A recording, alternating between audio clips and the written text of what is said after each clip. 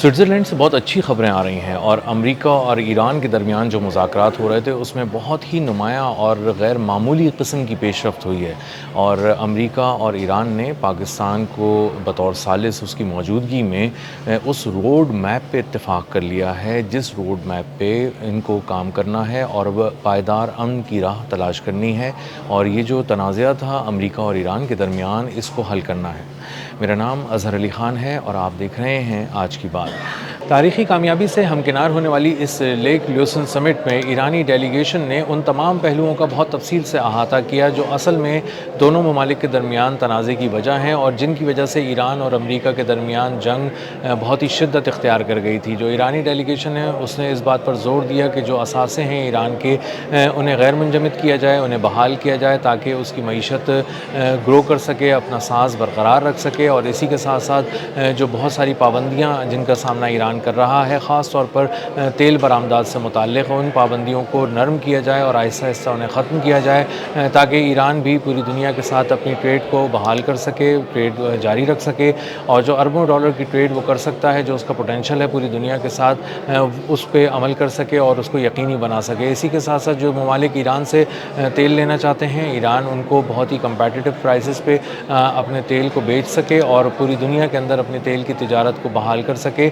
اس بات پر زور دیا گیا۔ اسی طرح آبنائے ہرمز کس طرح آپریشنل رہے گی اور کس طرح بلا تعطل اس کا نظام چلتا رہے گا، اس پر بھی ایرانی ڈیلیگیشن نے امریکی وفد کے ساتھ بات کی اور دونوں ممالک نے طے کیا کہ جو باریک پہلو ہیں کسی بھی معاملے سے متعلق، چاہے وہ جوہری پروگرام ہو، آبنائے ہرمز سے متعلق ہو، ایران کے اثاثے منجمد اور غیر منجمد کرنے سے متعلق ہو، اور خاص طور پر ایران پہ جو پابندیاں لگی ہیں اس سے ان کو اٹھانے سے متعلق ہو، ان تمام جو معاملات ہیں اس کے باریک پہلوؤں پر آئندہ آنے والے دنوں میں ایران کے دیگر وفود اور امریکی وفود ٹیکنیکل سطح پر مذاکرات کرتے رہیں گے، لیکن مجموعی طور پہ ان مذاکرات کا سوئٹزرلینڈ میں کامیاب ہونا ایک بہت ہی غیر معمولی قسم کی پیش رفت قرار دی جا رہی ہے، اور پاکستان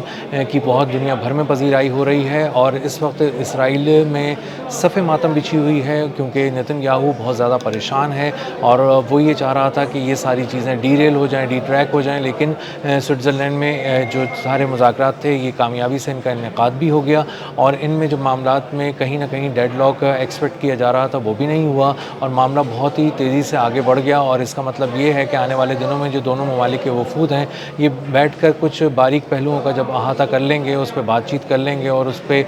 کوئی کنسنسس بنانے کی کوشش کریں گے تو یہ دونوں ممالک کے درمیان ایک نیا بریک تھرو ہوگا، اور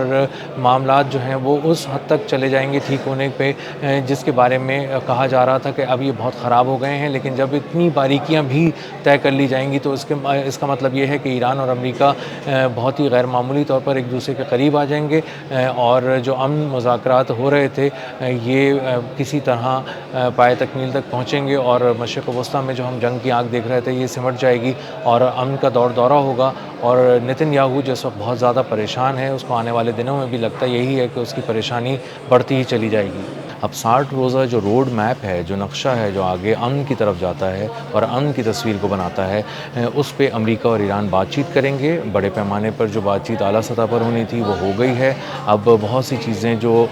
اس کی چھوٹے چھوٹے نکات ہیں اور بہت ہی غیر معمولی اہمیت کے حامل ہیں، بہت ہی باریک ہیں، جن پہ بہت توجہ دینی ہے، اس میں مذاکراتی جو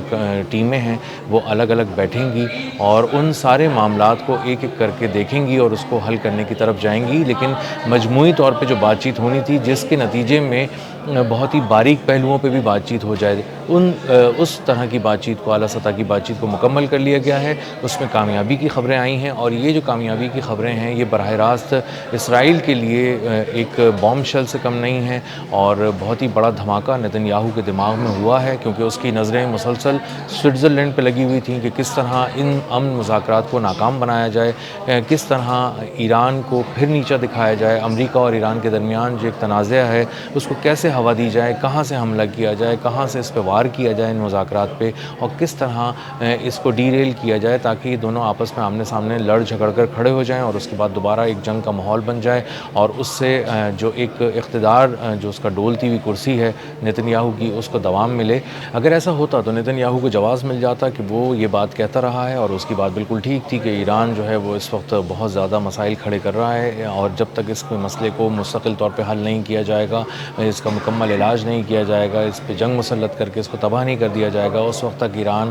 اپنے ارادوں سے باز نہیں آئے گا۔ لیکن ایران نے اپنی حکمت سے، اپنے تدبر سے، دور اندیشی سے اور اپنے تحمل سے ان مذاکرات کو کامیاب کرایا۔ امریکہ کو بھی اب یہ بات بہت اچھی طرح سمجھ میں آ چکی ہے کہ نتن یاہو ان کے لیے مر چکا ہے، اور نتن یاہو مستقل اس کے خلاف سازشیں کر رہا تھا، اس حکومت کے خلاف جو ڈونلڈ ٹرمپ کی ہے، امریکہ کے خلاف سازشیں کر رہا تھا، اور کہیں نہ کہیں ایسی چوٹ پہنچاتا تھا ڈونلڈ ٹرمپ کو بھی تاکہ یہ معاملہ خراب ہو جائے، اور اسی لیے جے ڈی وانس کو بھی کھل کر بولنا پڑا، اور اسی لیے ڈونلڈ ٹرمپ کو بھی کھل کر بات کرنی پڑی کہ اصل میں مسئلہ جو ہے وہ ایران نہیں ہے، اصل میں مسئلہ نتن یاہو، اس کی سوچ ہے، اس کے ظالمانہ اور شیطانی کام ہے، اور جب تک نتن یاہو موجود ہے دنیا میں امن قائم نہیں ہو سکتا، کیونکہ پہلے اس کی نظر اسرائیل کے آس پاس تھی، پھر اس کی نظر مشرق وسطیٰ تک گئی، اس کے بعد اس نے یورپ کو دیکھنا شروع کیا، اور اس کے بعد اب وہ جب گریٹر اسرائیل کی بات کرتا ہے تو اس کا ہرگز مطلب یہ نہیں ہے کہ وہ 2-4 مسلم ممالک تک اس اپنی ریاست کو پھیلانا چاہتا ہے، اس شیطانی ریاست کو پھیلانا چاہتا ہے، بلکہ وہ پوری دنیا کو ایک ریاست کے طور پہ دیکھ رہا ہے جس کا نام اسرائیل ہوگا، اور وہاں پر یہودی حکومت کریں گے پوری دنیا پہ۔ تو اب جب پوری دنیا کو یہ بات سمجھ میں آئی ہے تو ان کو اپنے اپنے مذہب کے حوالے سے بھی یہ بات سمجھ میں آئی ہے، اپنے اپنے سماجی پہلوؤں کے حوالے سے بھی بات سمجھ میں آئی ہے، اور ہر قوم کو یہ بات سمجھ میں آ گئی ہے کہ نتن یاہو صرف مسلمانوں کے خلاف نہیں ہے، صرف ایران کے خلاف، عراق کے خلاف نہیں ہے، لبنان اور شام کے خلاف نہیں ہے، اصل میں نتن یاہو پوری دنیا کے خلاف ہے، اور وہ پوری دنیا میں جنگ مسلط کر کے اسرائیلی حکومت اور ریاست قائم کرنا چاہتا ہے، جس میں ہر ملک نے یہ اپنے اپنے طور پہ یہ بات طے کر لی ہے کہ اس کو کسی صورت کامیاب نہیں ہونے دیا جائے گا، اور اسی لیے اس نے اب یورپ کا دروازہ کھٹکھٹانے کے لیے ترکیہ کو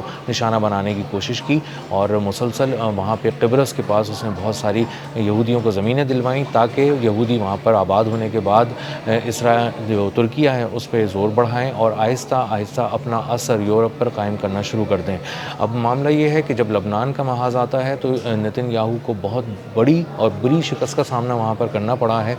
اس کی وجہ یہ ہے کہ لبنان میں حزب اللہ نے اس کو باندھ کر مارا ہے، اس کے فوجیوں کی لاشوں کے ڈھیر لگ گئے ہیں، اور اب جب کہ وہ آگے بڑھتا ہوا جا رہا ہے حزب اللہ کے نام پر، وہ عام شہریوں کو نشانہ بنا رہا ہے جو نہتے اور مظلوم ہیں، تو اس کو دنیا بہت قریب سے دیکھ رہی تھی، بہت باریک بینی سے دیکھ رہی تھی، اور اسی لیے ڈونلڈ ٹرمپ بار بار یہ کہہ رہے تھے کہ لبنان جنگ ختم کیے بغیر امن نہیں ہو سکتا، نتن یاہو کو پیچھے ہٹ جانا چاہیے، اور اس کے حوالے سے انہوں نے اس حد تک سخت زبان استعمال کی کہ گالیاں تک دی نتن یاہو کو، اور اس کے بعد نتن یاہو کو کہیں رکنا پڑا، کہیں وہ اپنے کام کرنے کے لیے آگے چلنا پڑا، لیکن بہرحال جو وہ بدمست ہاتھی کی طرح لبنان میں گھسا ہوا تھا اب وہ صورتحال نہیں ہے، اور وہ جو ساؤتھ سے رونتا ہوا نارتھ کی طرف جا رہا تھا، سینٹر کی طرف جا رہا تھا، اس ساری جو اس کی فوجی مہم ہے اس کو بہت ہی زبردست قسم کا دھچکا لگا ہے اور بریک لگ گیا ہے۔ تو سوئٹزرلینڈ کے ریزورٹ میں یہ جو کامیاب امن مذاکرات ہوئے، اور اس کے بعد اس بات پہ اتفاق ہوا کہ آگے بھی یہ بات چیت جاری رہے گی، 60 روزہ سیز فائر رہے گی، اور دونوں ممالک ایک دوسرے کے قریب آئے پاکستان اور قطر کی موجودگی میں، یہ ایک غیر معمولی کامیابی ہے، نتن یاہو کے لیے غیر معمولی شکست ہے، نتن یاہو مائنس ہو چکا ہے، نتن یاہو بہت مشکل میں ہے، اس کی تمام سازشیں ناکام ہو گئیں، اس نے کوشش کی کہ کسی طرح نشانہ بنایا جائے مذاکرات کاروں کو، مذاکرات کے عمل کو، امریکہ کی پالیسیوں کو، اس کے لیے اس نے میڈیا کا بے دریغ استعمال کیا، اس نے لبنان میں اپنی فوج کا بے دریغ استعمال کیا، لیکن ہر محاذ پر وہ ناکام ہو چکا ہے، اور آنے والے دنوں میں آپ اس کو سیاست سے بھی مائنس ہوتے دیکھیں گے اور جیل میں پلس ہوتے دیکھیں گے۔ اب تک کے لیے اتنا ہی، ملتے ہیں اگلے ولاگ میں کسی نئی خبر، نئے تجزیے اور نئے زاویے کے ساتھ۔ اللہ حافظ۔